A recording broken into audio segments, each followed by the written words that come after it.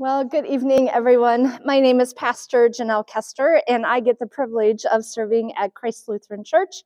As most people in town know it, the church on the lake. So welcome to tonight. This has been in the making for a long time, and I just kept thinking, where can we go that is going to have this amazing screen, big screen that everybody will be able to see on and be able to share about my journey. And when I talked with Karen, she said, well, let's just do it here. And I thought, fantastic.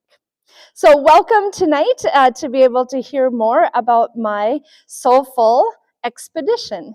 And as we go through things tonight, I have tried to pick out pictures and to share things that most people have either wondered about or questioned about, but there may be questions that come up. I'm going to ask you to hold on to some of those until we get closer to the end, and then we'll finish up at the end itself. So before we start, how many of you have had the experience of going to the Holy Land, to Israel? Yeah, we have some in the house. Excellent. Do you know when you were there, Isaacsons? 2018? Great. Heidi? 2018. Wow. And awesome. So it's been a while for some of you. And some of you, this will be maybe your only experience. And so I'm just so honored and pleased that you are here with me this evening. So in 2023, I presented an opportunity to my church leadership of taking a pilgrimage to the Holy Land as my continuing education for that year. And they said yes. And it has been a life-changing experience. There are things that have come alive in a whole new way to me because I can visualize it and I can see it. And that's what I hope are some of the things that you're also going to get out of this evening together. So one of the pieces on this particular trip is I got to sail a boat on the Sea of Galilee. And so this is what you see me doing here. And when I asked if I could sail the boat, he's looking at me like, you want to sail? And I said, absolutely. And those of you from my church, you know me as the faster pastor. I love to drive and try everything. So as we take a look at tonight, we're going to take a look at a pilgrimage. A pilgrimage is, by definition, a journey. And Jesus himself was always on a journey, right? You read in the Gospels that he's going from here to there and back and forth and all over the place. And in John 14:6, it says these words, I am the way, the truth, and the life. Now, these words are words from Scripture that have always held deep meaning for myself. They were so special that they were chosen as part of my ordination. And it reminds me that Jesus' life, death, and resurrection is the path that I choose to use and that all of us can use to direct our lives. So sometimes the question I get is, why would I go there?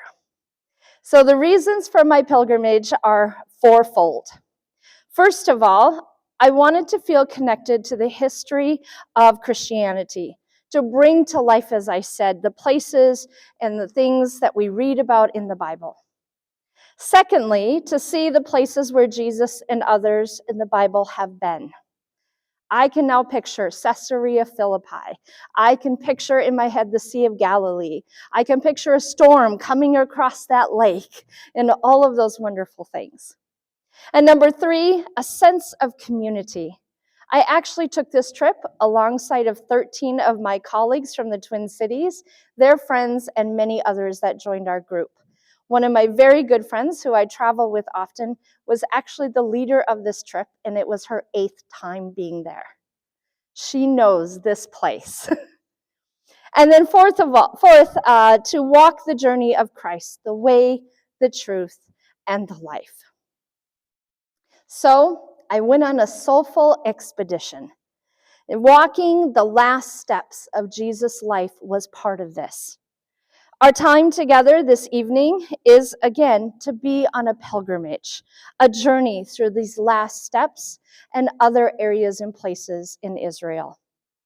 This cross that you see in the picture was given to me and before I went on the trip, and that cross is what I carried along the journey of Jesus' last steps.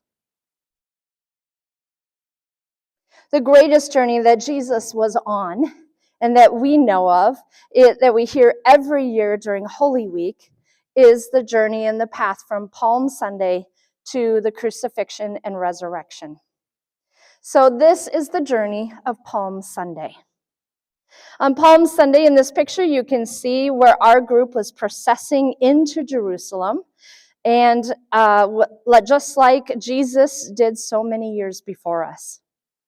If you can envision Jesus riding on the donkey, if you can envision the waving of the palm branches, and if you can envision the crowds shouting, Hosanna to the Son of David, blessed is the one who comes in the name of the Lord, Hosanna in the highest heaven, this would have been there. While we walked in silence and in single file to contemplate what Jesus knew as the last journey that he would take, entering into Jerusalem. This would be where it all ended and then began again. At the bottom of that steep incline was the first glimpse that I had overlooking Old Jerusalem. And this is a bird's eye view of the golden dome of the temple. You can see it right there in the middle. Let's zoom in a little bit closer. This is that view of the old city. In closer, the golden dome that you see there is the golden dome of the rock. For the three major monolithic religions, Christianity, Islam, and Judaism, this is the Temple of the Mount, is the historical and spiritual focus of Jerusalem. Around it, there's a wall with several gates to enter. It is revered by Jews as the holiest place on earth. The rock at the center of the mount, now covered by the dome, is believed to be the place where Abraham prepared to sacrifice his son Isaac. Solomon also built the first temple here, and later the second temple was erected on the same exact holy spot. Christianity associates the Temple Mount with the preaching of Jesus, while for Muslims, this is the accepted place from which Muhammad ascended to heaven. Walking further on, we went to the room of the Last Supper, which is located above King David's tomb on Mount Zion. It contains what is called the cenacle. The cenacle comes from a Latin word meaning the dining room. Makes sense, right? Last Supper, dining room. It is traditionally viewed as the site of several major New Testament events. These include Jesus' final Passover meal, the Last Supper, where Jesus made two resurrection appearances to the disciples who had been locked away with fear after Jesus was crucified, and the place where the apostles received the gift of the Holy Spirit. More recently, this is where the Jewish pilgrims came between the years 1948 and 67, when the Western Wall was in Jordanian hands. It could not be visited by Jews. Inside the upper room, there is most certainly a Byzantine flavor of architecture, much different than it would have been in the time of Jesus. Envision Jesus washing the feet of the disciples as a servant. Envision Jesus gathered with his disciples for the meal of the Passover.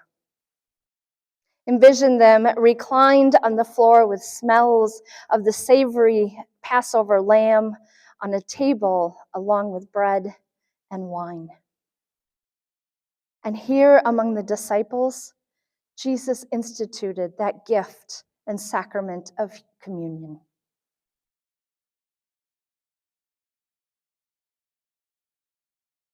After the institution of Holy Communion, Jesus and his disciples went on a late night walk to the Garden of Gethsemane.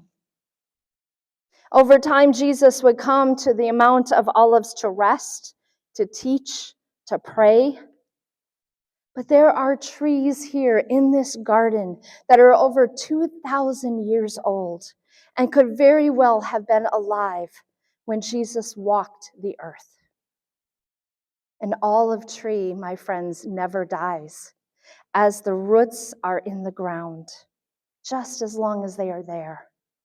It will get hollow in the center. We'll see one of those in a moment. But then the shoots will come up all around it again. These trees in this garden are now cared for by the Franciscan Brotherhood. Here is one of those trees that is beginning to hollow out in the lower corner, in the middle of that lower corner picture. Here in the Garden of Gethsemane, my group spent time in solitude, in quiet, and individual prayer. Over time, some have left written prayers and tucked them into the gaps in the bases of those trees, those olive tree trunks, and you can see some of those pieces of paper there. In the garden today is an open altar. This is placed there by the Franciscan fathers in an ecumenical gesture to the Anglican community. Here they hold Maundy, Thursday services, which makes sense since that is the day Christians celebrate the commandments to take Jesus' body and blood as a gift. This is the place where Jesus taught his disciples during his mission in Jerusalem, where he wept for Jerusalem, and where he was betrayed by Judas and arrested.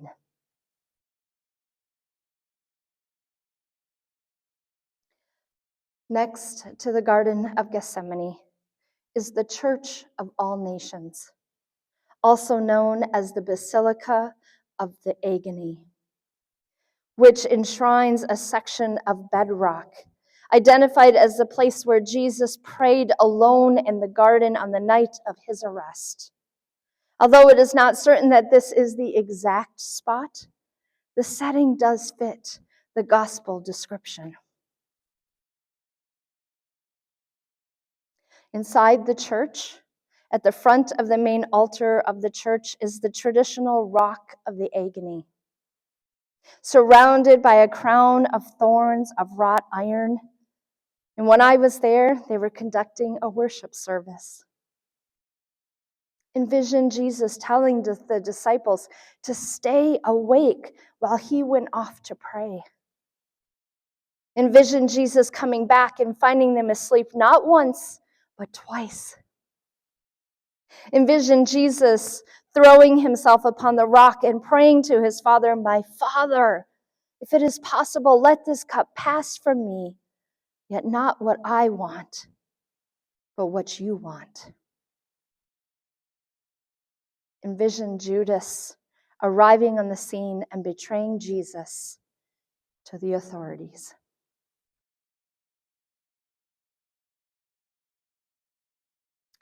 After the arrest in the Garden of Gethsemane, Jesus was taken to the house of Caiaphas. There are these steps there that Jesus would have been forced to walk up to get to that house. It is part of the street coming from what is called the Water Gate to the top of Mount Zion.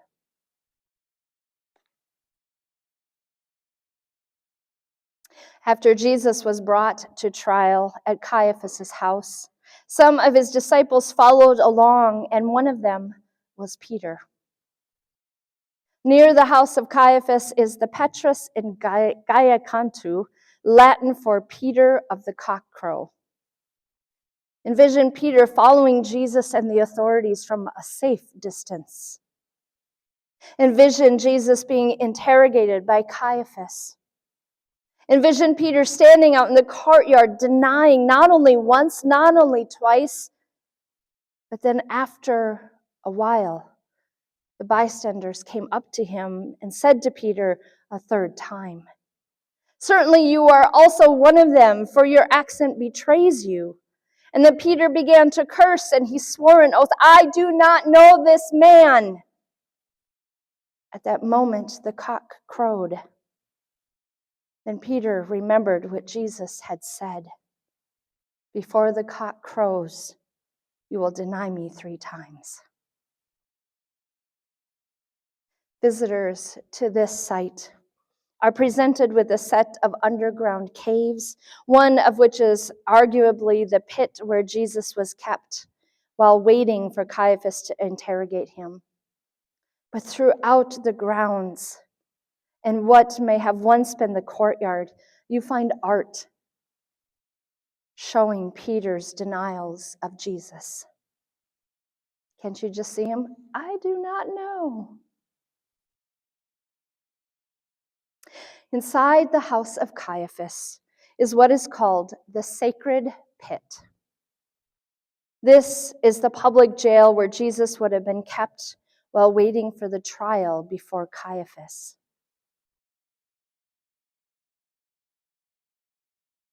This is a viewpoint of looking up from being inside the pit. Jesus would have been lowered down through the hole.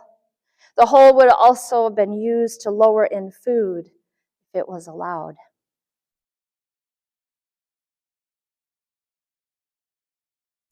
When Caiaphas could not find any reason that Jesus was guilty, Jesus was sent to the Roman governor, to Pontius Pilate. Here begins a special journey called the Via Dolorosa, the way of life, the way of the cross.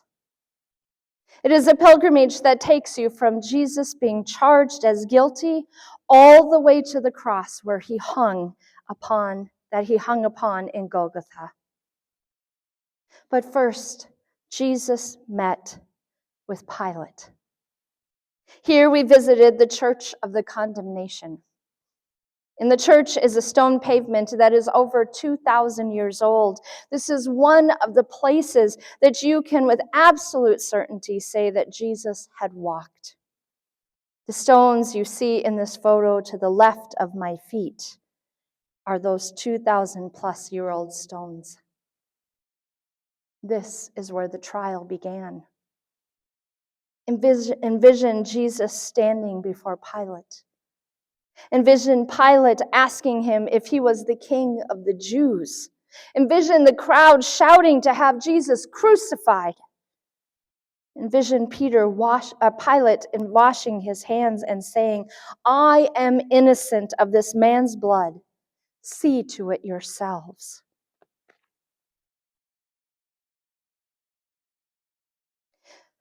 Leaving the trial of Pontius Pilate, Jesus was sent to be crucified. These would have been the steps taken by Jesus.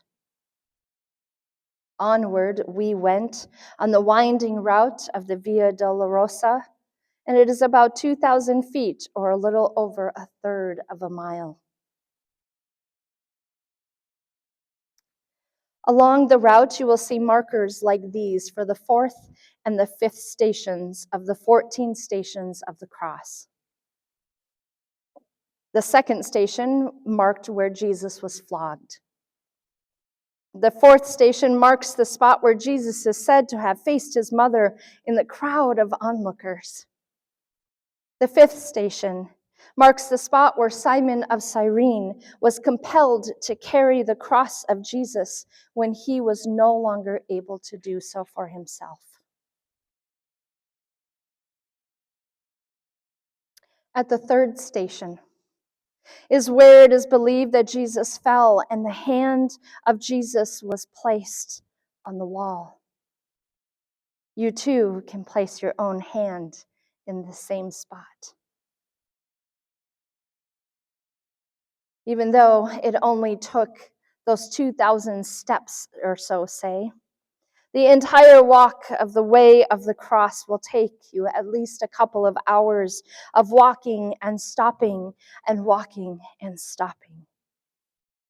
Over years, they have built steps to make it easier for some. The last 5 stations are found in the Church of the Holy Sepulchre. Sepulchre means a small room or a monument cut into rock or built of stone in which a dead person is laid or buried. Inside the church and up one little flight of stairs is where it is believed that Jesus was nailed and eventually died on the cross. Here is an altar of the place of where Jesus is believed to have been nailed on the cross. Envision Jesus in agony. Envision a sign above Jesus that said, "The King of the Jews." Envision that it is noon, but it is dark, so dark for 3 hours. How eerie that must have been. Then, at about 3 o'clock, Jesus cried out in a loud voice, "Eloi, Eloi, lema sabachthani." That is, my God, why have you forsaken me?" And then Jesus cried again with a loud voice and breathed his last.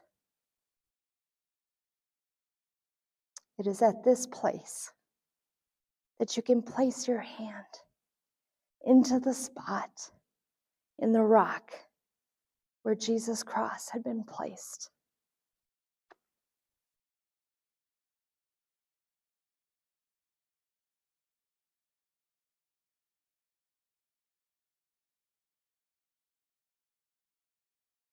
To the right of that altar, under a glass surface, is seen the cleft in the stone that links to the earthquake that occurs at the time of Jesus' death.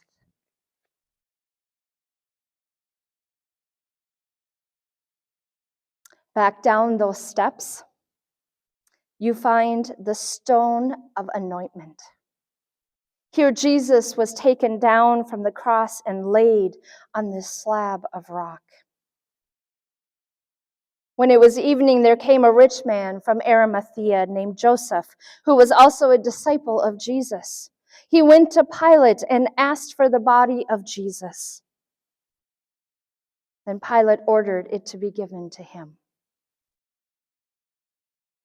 When I was there, many, many people were kneeling down, placing their heads on the rock and praying.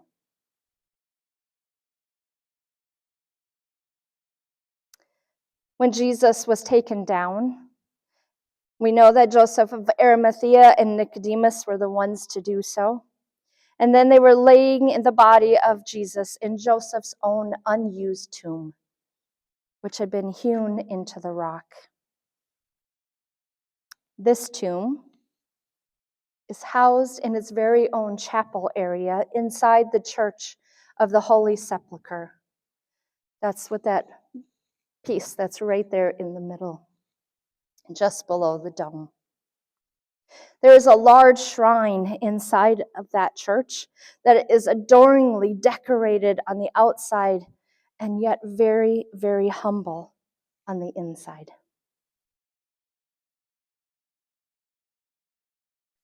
We navigated next to the garden tomb.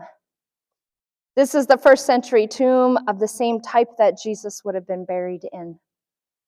There is some rationale that this might be the true site of Jesus' resurrection. At a small chapel here in this place by the garden tomb, we had worship and celebrated Holy Communion.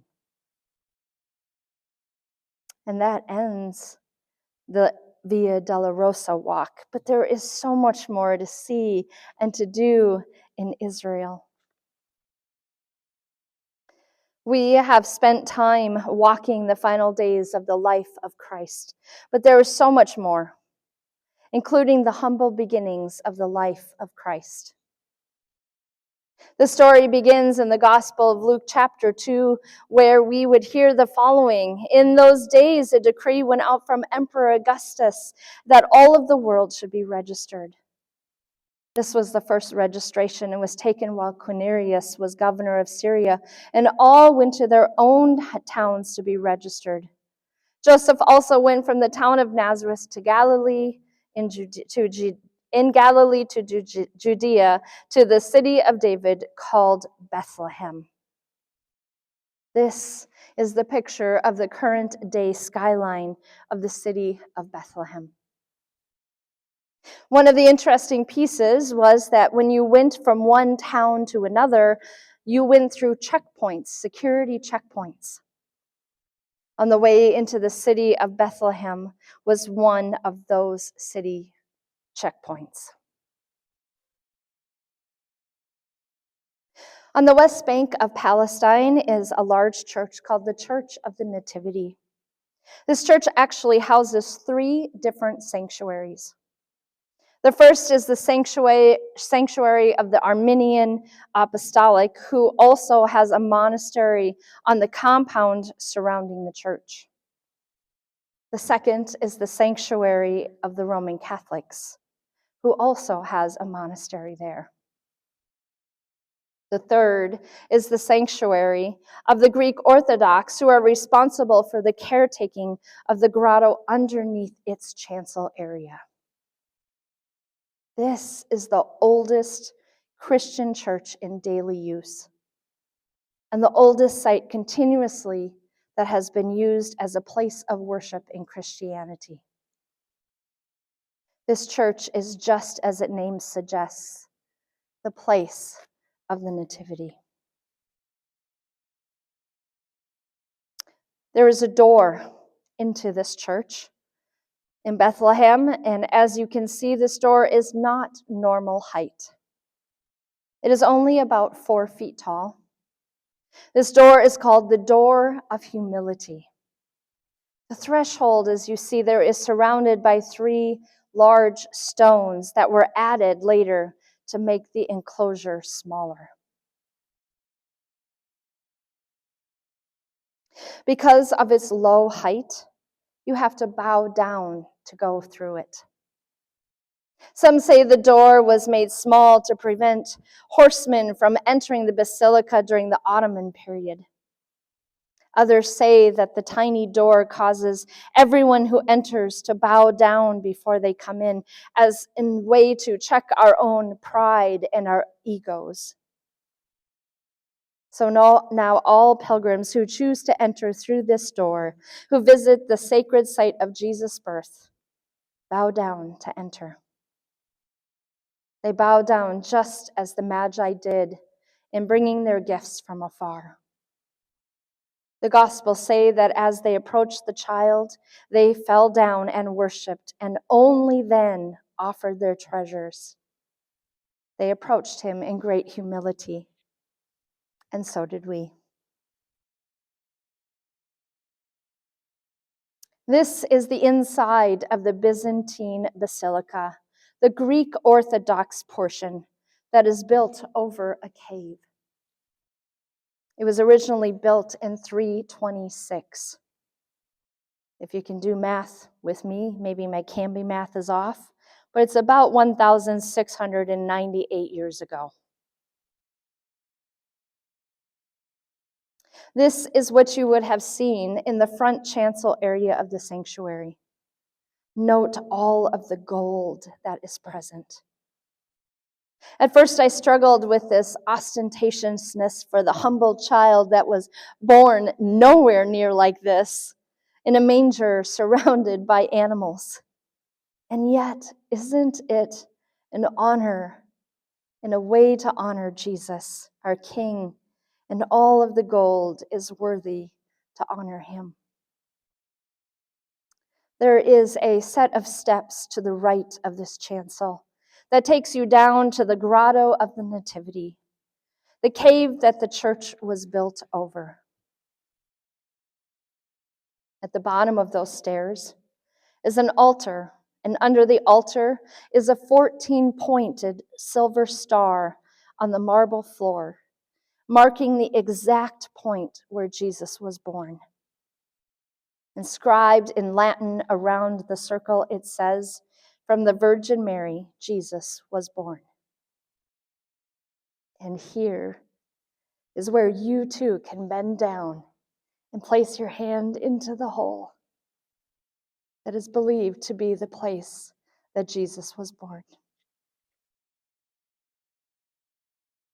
Besides all of the wonderful places that I have already showed you, 4 more highlights to share from my trip. The Dead Sea. The name the Dead Sea is nothing more than a metaphor for its pretty much non-existent aquatic wildlife. It is at the lowest place of the earth, about 1,400 feet below sea level. The Dead Sea contains about 12 ounces of salt in every gallon of water, which makes it 10 times saltier than seawater. This extreme salinity of this water makes the Dead Sea an inhospitable environment, and most life, except for just a few microbes, can survive in it. It doesn't matter how hard you try, you cannot dive into the Dead Sea. It's the reason why people float in the Dead Sea is the same that makes it an inhospitable environment, a high concentration of salt. The extreme salinity makes the water denser than a person's body weight and consequently increasing their buoyancy. The first Sunday morning I was in Israel, we found ourselves on a replica of what they call the Jesus boat. And when the sail is out, it provides a spiritual experience that you will never forget. You will feel the power of the Sea of Galilee, the breezes coming down into that little valley area where Jesus himself had miraculously walked on water. And other opportunities, such as where Jesus fell asleep at the front of the boat during a storm.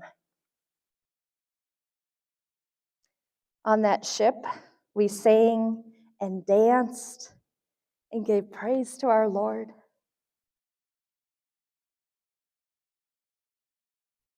And I sailed the boat. Another highlight for me was the Jordan River where Jesus was baptized, remembering here my own baptism. This was probably the most emotional part of the entire trip for me, and it's coming out. Note here, though, in this picture, I don't know about you, but that's kind of murky. And when you stood in it, you could not see your feet. You could put your toe in and you would disappear.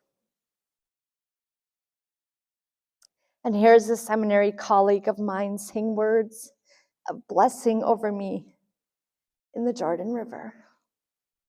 And I'm bawling my eyes out there.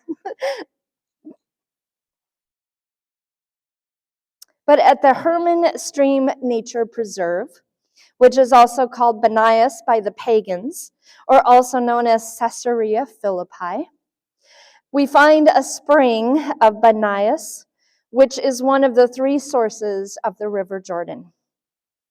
This is the water that I brought home. Not the other one, this one. And those at my church know that we now mark those who I am honored to baptize with the same waters as Jesus was baptized. Another highlight was the Western Wall. Previously, some of you may have heard this as the Wailing Wall. Here it is divided into 2 sections by gender. Women, the small southern section, and the men, the larger northern section. They're separated. Here, men must wear some sort of a head covering. And today there is an actual movement called the Women of the Wall, who oppose the segregation of the genders and the smaller space that we've been given. And they hold prayers and protests here. Can you guess? They're usually American Jews. Here again was the time and a space that tears occurred. I was standing with my hands and my head leaning against the wall, hearing all of the languages spoken around me in prayer. And it must have been just a little bit like it had been on Pentecost, because it did not seem to matter the language spoken, the cadence and the sentiment of all of our prayers mixed together in the same space. It was like I could hear them all in my own language. Inside the wall, I placed the prayers that I had promised to bring with for others. Some Jews believe that prayers and petitions inserted between the stones have a better than average chance of being answered. Prayers posted into the crevices are never thrown away. Periodically, the wall attendants will gather the notes that have actually fallen on the prayer plaza, and they are interred along with the next deceased person to be buried on the Mount of Olives.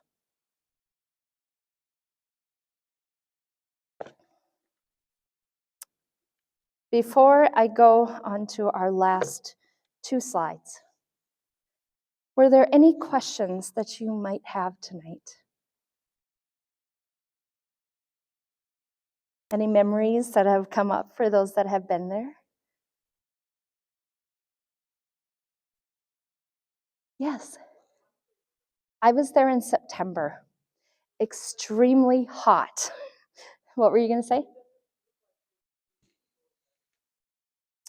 I really tried to take pictures with not many people in them because I knew I'd be do something like this. Yeah. It is the least time of the year for most tourists that are there, but they are still there. I can remember when we were going into the Western Wall, there's kind of like this hill, this incline, and for like probably 2 miles up, all you could see were tour buses. So they are there. But we had a fantastic, fantastic tour guide because he wanted to get us to places before the people would come off the ships, and he knew what time that was. So there were times that I felt like, we're racing, and then we get there and we get right through, and then I would look back and I would go, holy moly, great job. So yes, but it was extremely, extremely hot. Some days over 100 degrees. Yeah. Usually food is a question or a wonderment. Food is very much along the lines of a Mediterranean diet. A lot of fish. There was opportunities for a lot of like green salads, couscous, those kinds of things. When I travel, I purposely eat a very, very bland diet. And I'm very, very glad I did, because there were a few of our folks that did not feel very good for a couple of days. And that's not any fun at all when you travel. Yeah.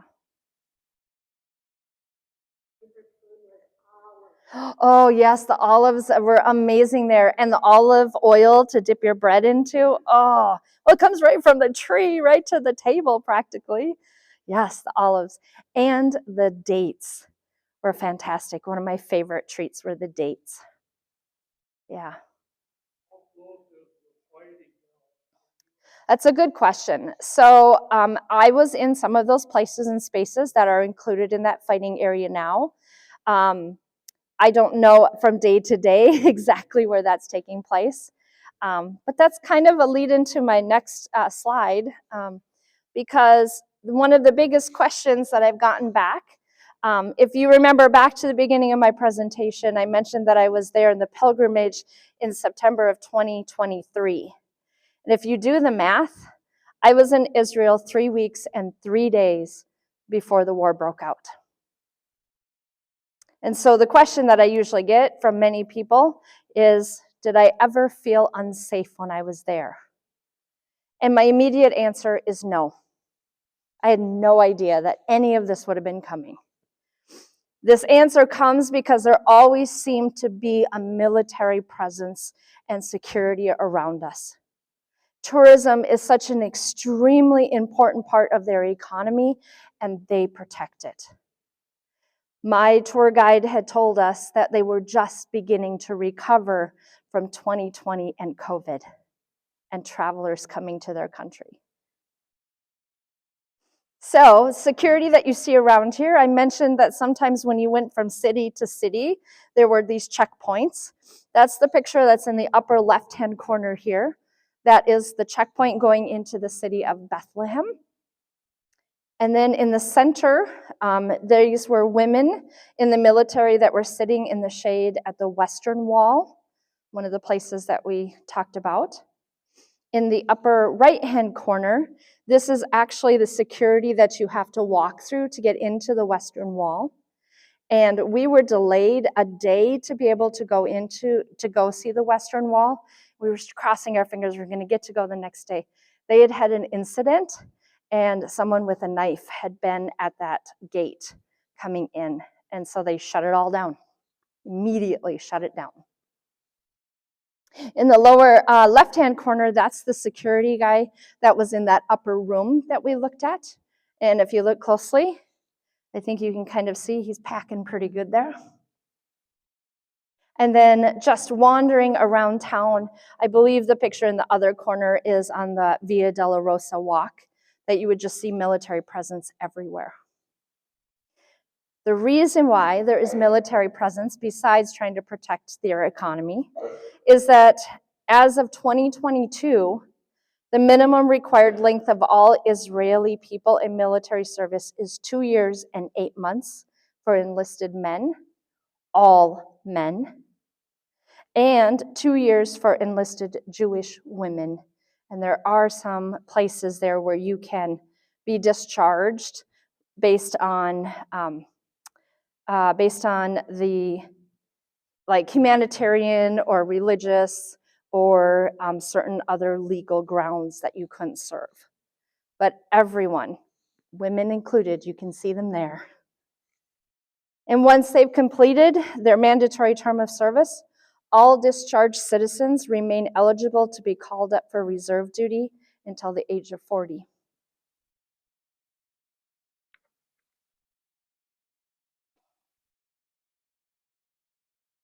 October 7th, 2024 marked the 1-year anniversary of the conflict between Israel and Hamas in regards to the Gaza Strip. When I heard that news, I was sitting at my desk at the church, and I actually had to go search online because I thought I had heard it wrong, that the war had broken out and the devastation that had begun. And how many months later is it still occurring there?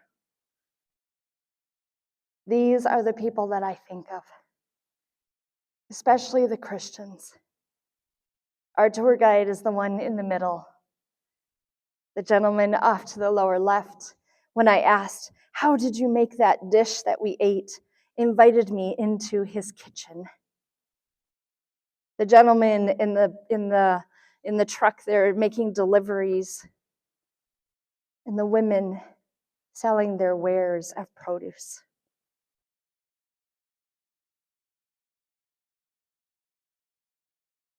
These are the people I think of. I thank you so much for our time together this night. I'll hang around if you have any questions that you weren't brave enough to ask in front of the group of people, or just your own personal curiosity. I might not know all of the answers, but I know some, and I know other places where we can find them. So again, thank you for stepping out on this chilly Minnesota night, and so glad that you came to be among this with me.